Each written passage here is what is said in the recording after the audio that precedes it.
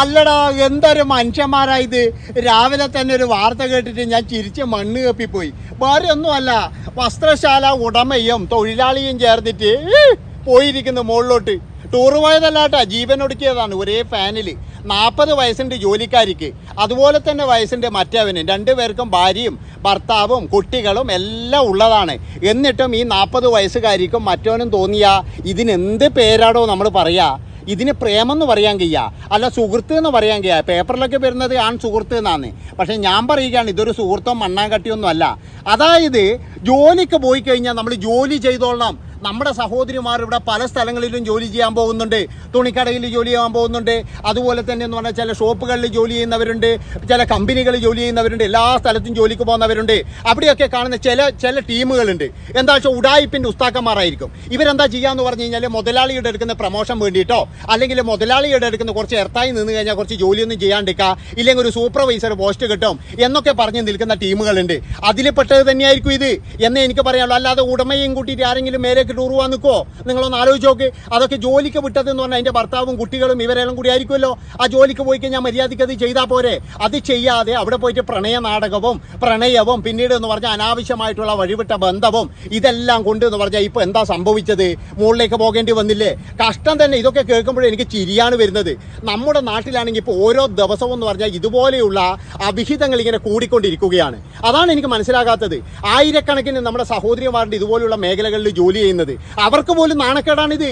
ഇങ്ങനെയുള്ള സംഭവം വന്നപ്പോഴേ എന്തുണ്ടോ അതെ ഇത് കണ്ടില്ലേ, ഇവറ്റകളിൽ അങ്ങനെയായിരിക്കും. ഇങ്ങനെയാണ് പല ആൾക്കാരുടെയും സംസാരം.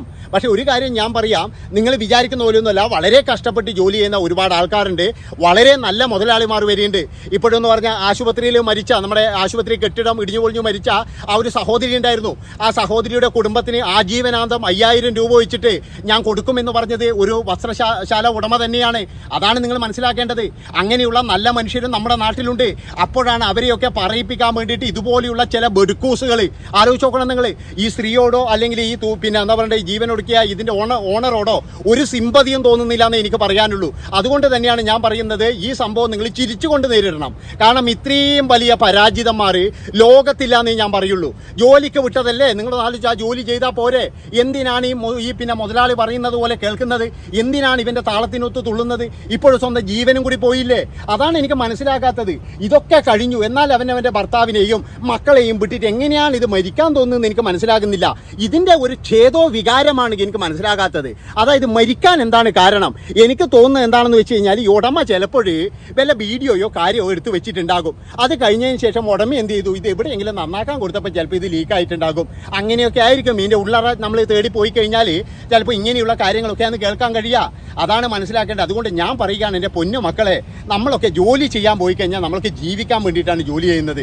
ആ ജോലി ചെയ്ത് നമ്മുടെ കുടുംബത്തിൽ എത്തുമ്പോൾ കിട്ടുന്ന സമാധാനവും സന്തോഷവും ഒന്നും ഈ പരിപാടിക്ക് ഉണ്ടാവില്ല.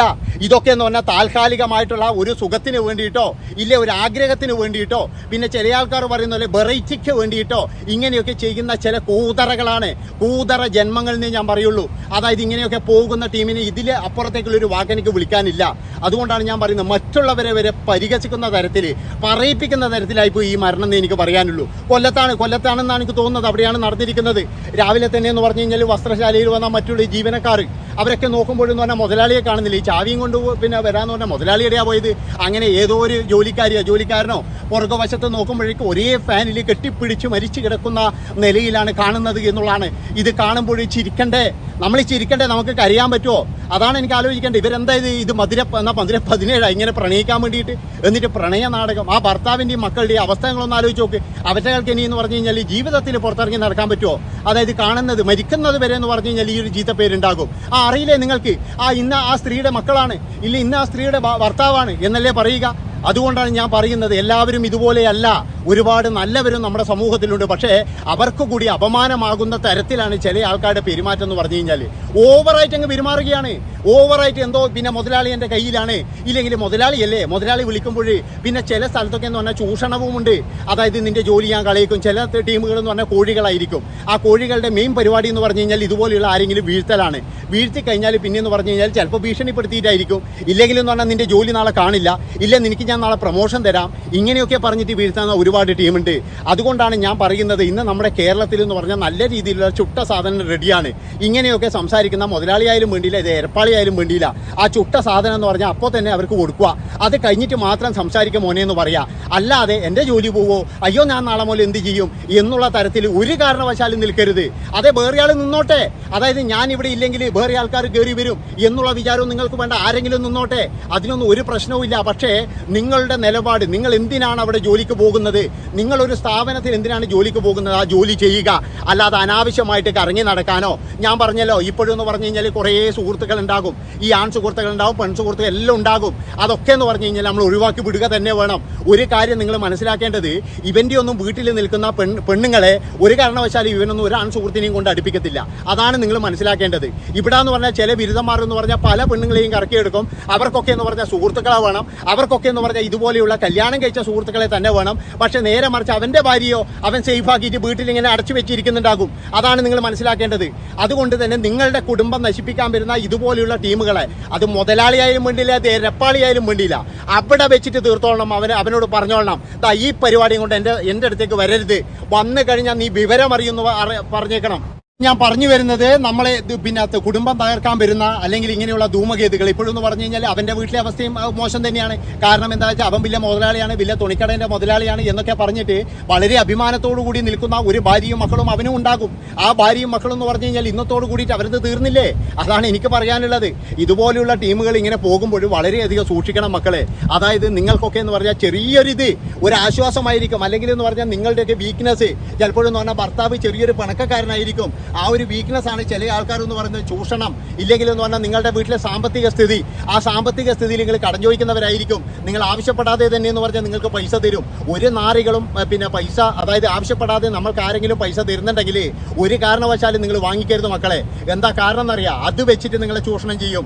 ആ പൈസ വെച്ചിട്ട് അവർക്കറിയാം ഈ സ്ത്രീക്ക് ഭയങ്കര ബുദ്ധിമുട്ടാണ്, അപ്പോൾ 1000-500 കൊടുത്തു കഴിഞ്ഞ് സഹായിച്ചു കഴിഞ്ഞാൽ പിന്നീട് എന്ന് പറഞ്ഞാൽ നമ്മുടെ ചുൽപ്പടിക്ക് നിൽക്കും എന്ന് അവർക്ക് കൃത്യമായിട്ട് അറിയാം. അതുകൊണ്ടാണ് ഞാൻ പറയുന്നത്, നിങ്ങൾ ഒരു കാരണവശാലും ഈ സുഹൃത്തുക്കൾ എന്ന് പറയുന്ന ടീമുകളാ അധികം അങ്ങോട്ട് വിശ്വസിക്കരുത്. ഞാൻ ഇപ്പോഴും പറയുന്നു, നിങ്ങൾ ഇനി ഞാൻ എന്ത് പറഞ്ഞാലും വേണ്ടിയില്ല. ഇപ്പം എൻ്റെ വീഡിയോ കാണുന്ന ചില ആൾക്കാർ തന്നെ എന്നോട് പറയുന്നത്, നിങ്ങളോ ആൺ സുഹൃത്ത് അത്ര മോശമാണോ, എടോ ആൺ സുഹൃത്തുക്കൾ എന്ന് പറഞ്ഞു കഴിഞ്ഞാൽ ഞാൻ ഒരു കാര്യം പറയുന്നേക്ക്, എവിടെയെങ്കിലും നല്ലത് ചെയ്തിട്ടുണ്ടെങ്കിൽ നിങ്ങളൊന്ന് കാണിച്ചതാ, എവിടെ നല്ലത് ചെയ്തിട്ടുണ്ടെങ്കിൽ ഒന്ന് കാണിച്ചതാ. ഇപ്പോഴിന്നും പിന്നെ ഇന്നും പിന്നെ പോയിരിക്കുന്നതന്നെ സുഹൃത്തുക്കൾ എന്നാണ് പറയുന്നത്. ഉടമയാണെങ്കിലും അവർ ഭയങ്കര സുഹൃത്ത് ബന്ധാപോലും. എന്താ തേങ്ങാക്കോല സുഹൃത്താണോ ഇത്? അതാണ് എനിക്ക് ചോദിക്കാനുള്ളത്. ഇമ്മാതിരി വഴിവിട്ട ബന്ധവും കൂതറ പരിപാടിയും നടത്തിയിട്ട് മേലേക്ക് പോയിട്ടും പിന്നീടും പറയുന്നത് സുഹൃത്താണ്. എനിക്കിതൊന്നും കേട്ടിട്ടൊന്നും ഇരിക്കാൻ പറ്റില്ല.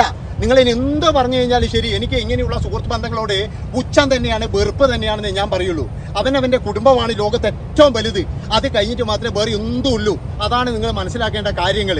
ഇനി എല്ലാവരും ജോലിക്ക് പോകുന്നതെന്ന് പറഞ്ഞാൽ പ്രേമിക്കാനോ അല്ലെങ്കിൽ അവിടെ പോയിട്ട് വഴിവിട്ട ബന്ധത്തിനൊന്നും അല്ല, ജോലി ചെയ്യുക, അതിൻ്റെ പൈസ വാങ്ങിക്കുക, അവനവൻ്റെ വീട്ടിൽ വരിക, അവനവൻ്റെ കുഞ്ഞുങ്ങളുടെ കൂടെ ജീവിക്കുക. അതാണ് വേണ്ടത്.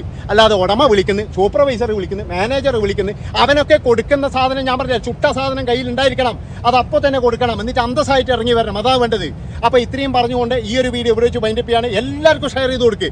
ഇതറിയാതെ ഒരുപാട് ആൾക്കാരുണ്ട് ഇതുപോലെയുള്ള വലകളിൽ വീഴുന്നത്. നന്ദി, നമസ്കാരം. ആ ഹൈപ്പ് ഒന്ന് ഞെക്കിയേക്കണേ, മറന്നു പോകരുത്.